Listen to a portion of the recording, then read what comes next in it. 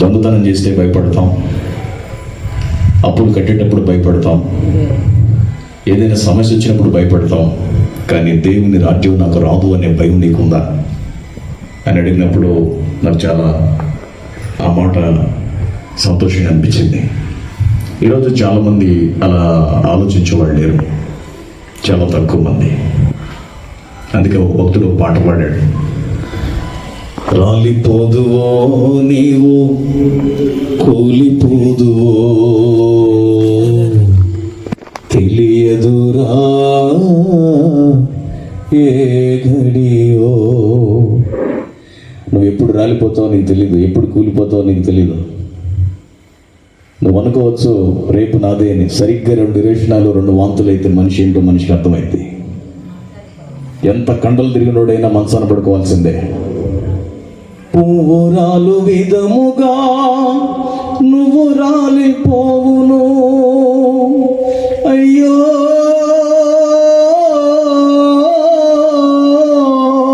మానవా మాయరా ఇది మాయరా. ఈ మాయ ప్రపంచంలో ఆస్తులు సమకూర్చుకోవాలని, స్థలాలు కొనుక్కోవాలని, కడుపు నిండా తిని నేను సుఖంగా ఉండాలనుకుంటున్నావు. చూసేవా, నువ్వు అజ్ఞానివి.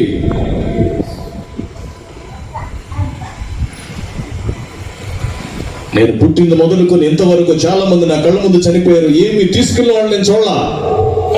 ఒకవేళ నీకు చేతనైతే ఎవరైనా ఏదైనా తీసుకెళ్తే రా, ముందుకు వచ్చి మాట్లాడు. ఎవడు తీసుకెళ్ళాడు. నెత్తి మీద మోసిన వెంట్రుక కూడా ఒక్కటి కూడా తీసుకెళ్ళాడు. కానీ మనిషి బడైపోతాడు, రేపు నాదే అనుకుంటాడు.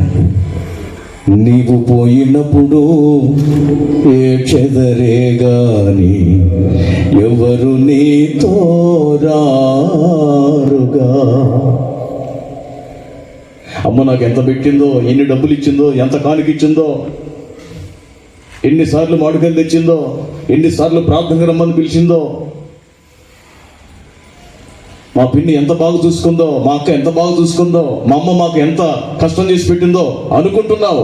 నీ ఏడుపుతోనే సమాధానం చెప్పావు. అమ్మ ప్లేస్లో అమ్మ బ్రతుకుతుంది. ఎవరైనా అమ్మ కోసం ప్రాణం పెట్టండి అంటే ఒక్కరు కూడా చివరి చూపు చూడటానికి రారు. ఇది మన ప్రేమలో.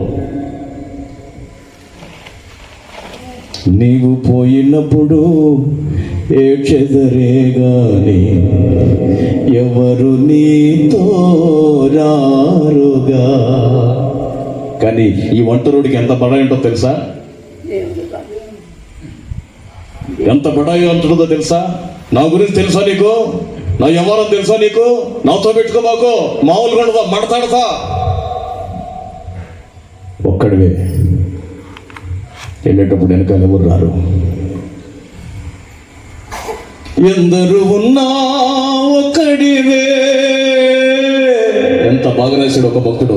నీకు ఎంతమంది ఉన్నా సరే, నువ్వు ఎంతమందిని సంపాదించుకో, కొన్ని వేల మందిని సంపాదించుకో, కొన్ని వందల మందిని కూర్చోబెట్టి త్రాగుడు పోపించు, కొన్ని 100 మందిని కూర్చోబెట్టి అవసరమైతే నీకు నచ్చినట్లుగా, నీ మనసుకు ఇష్టం వచ్చినట్లుగా నువ్వు చెయ్యి. కానీ ఒకరోజు ఎందరు ఉన్నా ఒక్కడివే. అయ్యో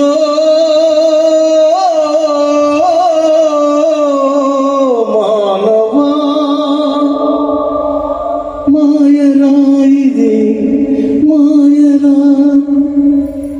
హాస్పిటల్కి పోతే తగ్గిద్దంట, ఈ హాస్పిటల్కి వెళ్తే తగ్గిద్దంట, అక్కడ పోయి వైద్యం చేయించుకుంటే తగ్గిద్దంట, ఈ భూత వైద్యుడి దగ్గర పోతే తగ్గిద్దంట, లేకపోతే అక్కడ ఎవరో మంత్రాలు పెడతారు అక్కడ పోతే తగ్గిద్దంట.